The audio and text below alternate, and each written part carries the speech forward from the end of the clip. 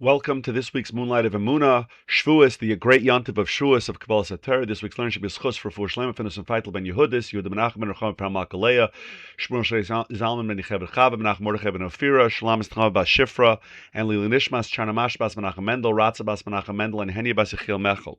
So we have the yontiv of Shavuos. We have a couple of days to prepare for Shavuos. We know that in the time that Hashem gave us Matan Torah in the Midbar, there was 3 days Shloshim Agbala to prepare. And the question is, to prepare for the Yontiv of Shavuos, we have to really understand what is the Yontiv of Shavuos about. So I'm going to share 2 ideas that I think will help us give us some insight into Shavuos. Obviously, we understand that it's Kabbalah Sater. We have to be prepared to receive the Torah. And we spoke in the share last night, in the Chassidus share last night, about the working on our Midah of B'tachon. But I wanted to share 2 ideas, one from Rav Leibel Eger and one from the Kedushas Levi, Rav Levi Yitzchak ben Sarasasha, the Heilige Baditchever. I want to share these 2 ideas about Shavuos. So Rav Leibel Eger in Teres Emes asked the following question. He says, why is it that we make a Shechianu on Shavuos? Why do we make a Shechianu on Shavuos? Normally a Shechianu is only something brand new from year to year, right? So when we have something that we haven't had in a year, we make a Shechianu, or a brand new suit. And most of the Yom Tovim, we have something new. Like, for example, on Pesach, it's a brand new idea of leaving Mitzrayim. Sukkot, we're renewing the idea of being surrounded by the Ananei HaKavod. But the problem is, so one would say that on Shavuos, it's a brand new receiving of the Torah. The problem is that we're supposed to receive the Torah. We don't commemorate Yetzias Mitzrayim. We mention it, but we don't necessarily live Yetzias Mitzrayim every day of the year. We live that on Pesach. We don't live the protection of the clouds of glory every day. That's on Sukkot. We commemorate that. We may remember them, but we're not living that. But the problem is that Matan Torah is something that a person's supposed to experience every single day. We say in Berchas HaTorah every morning, Noisein HaTorah. Hashem is giving us the Torah every single day. Noisein is present tense. So how can we say a Shechianu on Shavuos when when the Torah is being given to us every single day? It's not something that's happening once a year. Besides the associated fact that on Pesach, at least we have a mitzvah that we don't have all year. We have several mitzvahs. On Sukkot, we have several mitzvahs that we don't have every year, that we have reasons to say a Shechianu. Shavuos itself doesn't have a unique mitzvah. So where does this Shechianu come from? And he says, maybe you'll be creative and you'll say, you know what, every single day, the Torah is supposed to be brand new. Yiu beinecha kechadoshim, as Chazal say, right? And therefore we should say a Shechianu. But he says, if that's the case, then you should say a Shechianu with Birchas HaTorah every single morning. If it's a brand new Torah that I'm getting every day, so that's not unique to Shavuos. Every day I should say a Shechianu, and we see that we don't say it. So So what is the Shechianu about? It can't be for the receiving of the Torah, for our Kabbalah Satorah, for the Matan Torah. And we can't say a Shechianu on something that's continuous, just like every mitzvah. Like when we say the Shechianu on Pesach, we say it only on the first day. Okay, and Chutz La'aretz on 2 days, but the point is we say it only 1 day. We say it only when those mitzvahs continue, the mitzvahs of Pesach and Shavuos, Pesach and Sukkot, we say that Shechianu only once. We only say Chanukah, we say the Shechianu only the first night. So if it's a continuous mitzvah of receiving the Torah, how is it that we say the Shechianu once a year? And he says that even at the time of Matan Torah, when Hashem gave the Aseret Sedibros, maybe you would say there would be a Shechianu then for all these new mitzvahs, right? We're getting all these new mitzvahs. But he says that can't be either, because let's say, if you look at the Aseret Sedibros, he goes through many of them. Anochi Hashem Elokecha, which is what? The first of the Aseret Sedibros is Emuna in Hashem, right? In Hashem's Emuna, in Hashem's, in Hashgacha Pratis, in divine providence, and the fact that Hashem controls the whole world. He says, but that we already had before Matan Torah, right? We were Maminim B'nei Maminim. That was a Yerusha from Avram Avinu, who taught the world Emuna. So even that wasn't new, even at Matan Torah. Anochi Hashem Elokecha was something that we already knew. The second of the Adibras, not to serve other gods. We already had that from the Avos. Shabbos, Hashem already gave us that in Mara. Geneva, Gazela, all the Yisurim and the Aseret Adibras, those the Jewish people already kept in Mitzrayim. Those were not Chidushim. So what was the Chiddush of Matan Torah then? And what is that Chiddush happening for us now that we say Shechianu? So he says that there was something that happened in Matan Torah then that happens all the time, which was a revelation of Kedusha. It's the idea of the introduction of the instilling within every single soul of the Jewish people the source and the root of the mitzvahs, right? What was new here was that this became a part of who we were. But even that, he says, is not enough because it was really part of us from before. So what was the actual change? He says that it comes down to what was new at Matan Torah was the pasuk that says, "Vayered Hashem al Har Sinai," that Hashem descended on Har Sinai. And the Mechilta says on this, that Hashem brought down all of the heavens and he put them on the mountain. Hashem brought all the heavens down to the mountain. That means that Hashem brought all of the Shemayim Dika, all of the heavenly things. Hashem revealed all of that and connected all of the, when we do a mitzvah, we're connecting to many, many things in Shemayim. Hashem brought that down to earth so that we can tap into that. Hashem instilled that ability to become heavenly in every time we do a mitzvah, every time we learn Torah, every time we daven, into every one of the Tariq mitzvahs. Hashem did that on at Matan Torah, right? That when a person is doing a mitzvah, I'm not just, when I take a lulav and esrog, I'm not just waving some trees, some branches in my hand. When I put on tefillin, I'm not just wrapping leather around my hand. What I'm doing is I'm bringing all of the yichudim, all of those unifications, all of the kavanas, even though I may not understand them. All those things that the tzaddikim understood, that the malachim understood, that Hashem instilled into creation, Hashem connected that at Har Sinai by bringing Shemayim down to earth.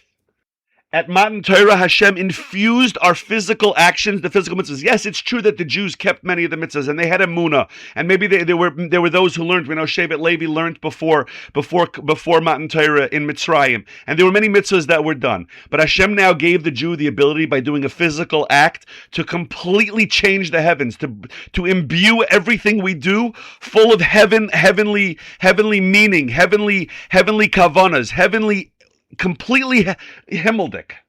The effect of Matan Torah was that we were able to now connect to all of the sources and all of the roots of all the mitzvahs. Every single Jew, even the most distant Jew, when he does a mitzvah, connects it to everything from Shemayim. That was the chiddush of Matan Torah. At Matan Torah, we were given the ability to take plain physical actions, things that on their own seem like nothing, and to connect them to the source, to the root, to Hashem, to everything spiritual.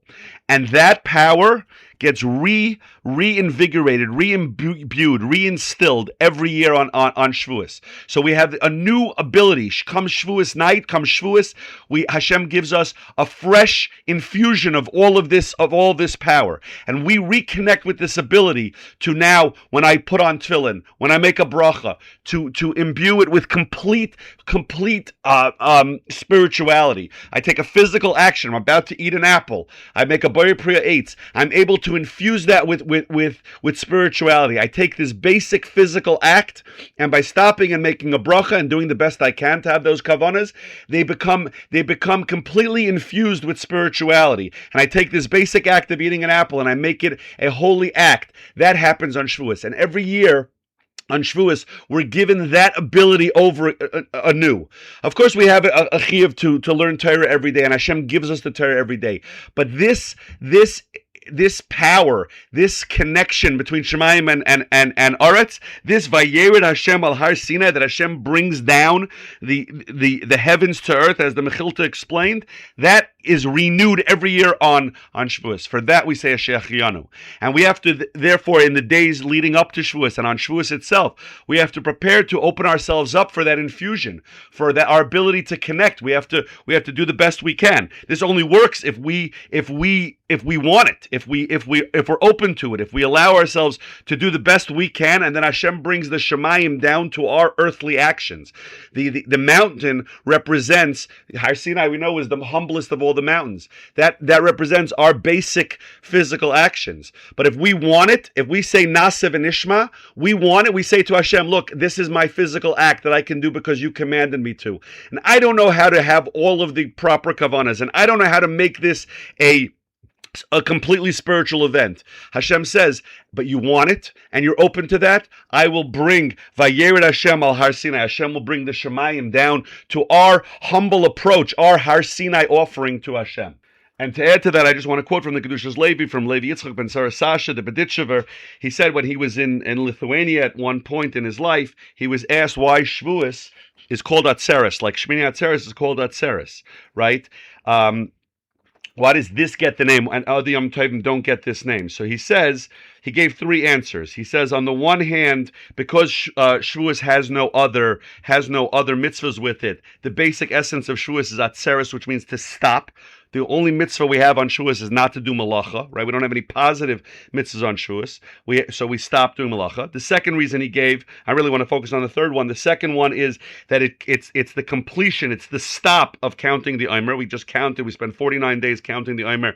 Now we stop. But the third answer is what I want to pay attention to for 2 minutes is that there's something much deeper, and I'll read you some of his words. He bases it on the Ramban, who says, the Ramban says this idea on the pasuk matiru matoiru es havat shetechbatz. Neither awake. It's a pasuk in Shir Hashirim. Don't awaken or arouse the love until it is desirous. But the Ramban says on this that when a person has a certain hisayrus, a certain inspiration of yira or ahava, of fear or love for Hashem, so he has to right away try to provide a vessel. He has to do some kind of mitzvah. He has to either right away to give tzedakah or right away learn something when he has this inspiration, because when we're awakened or when we're inspired, that's a completely spiritual thing, and a person has to infuse that into something physical, very much like we just explained from Reb Leibel Eger, to infuse to make the physical connected to the spiritual, right? And he says, but the problem is that if we're inspired and we just leave it as an inspiration, it tends to dissipate, right? We have to bring it into the physical world. That's the Ramban. And so the Kedushas Levi explains it like this. He says, "V'hine b'shas Matan Torah." I'm just going to read you a few lines. At the time of Matan Torah, Shayu b'vada liyisrael az Yisrael gedola. Of course, at that time, the Jewish people were very, very inspired, right? They're hearing from Hashem. They're seeing all these miracles. But they were not given the mitzvahs yet, right? Imagine you're standing by Har Sinai. You see this tremendous show. You hear Hashem say, "Anochi Hashem Elokecha, lo yeh lecha elokim acherim, elihim acherim." You shouldn't have, so now you're tremendously inspired. So you want to go do a mitzvah, like the Ramban said. I want to right away run and give tzedakah. I want to right away go and put on tefillin. But I don't have those mitzvahs yet. Those are not mitzvahs yet. I don't have a concrete way to draw that inspiration into the physical world. So what did they do? They had one mitzvah. Mukhrach loimer shoyu mekaymin mitzvahs hagbala sheis and Moshe Rabbeinu al v'shalom shoy liga bahar. That they had the mitzvah that Moshe Rabbeinu had told them that they're not allowed to come close and touch the mountain. Right? That was the mitzvah that they had until this point. So now they throw all their efforts. They only have one mitzvah that they can concretize this inspiration with. So what do? They take this mitzvah very seriously. They're going to put all of their inspiration into this mitzvah. Right? That they're not supposed to touch the mountain. Miliga. Therefore, they stopped from touching it. That with that they made a vessel to receive the inspiration. And because of this, it's called Atzeres, right? Because they netzorim, they stopped. Atzeres is a lashon of stopping, right? We said even in the second answer that Atzeres was stopping counting the Omer. They stopped themselves from doing this. But really, there's something much deeper here. What the Kedushas Levi is really trying to tell us is, right, both of the previous answers, we stopped doing malacha, we stopped counting the Omer. Here they stopped from touching the mountain. But what does that mean? It means that when they have this tremendous inspiration, when we have tremendous inspiration, we have to pause. We have to pause. We don't just continue our day. When a person experiences some tremendous amount of inspiration, he has a great davening. He learned something that really affected him. He heard a shir that really had an impact on him.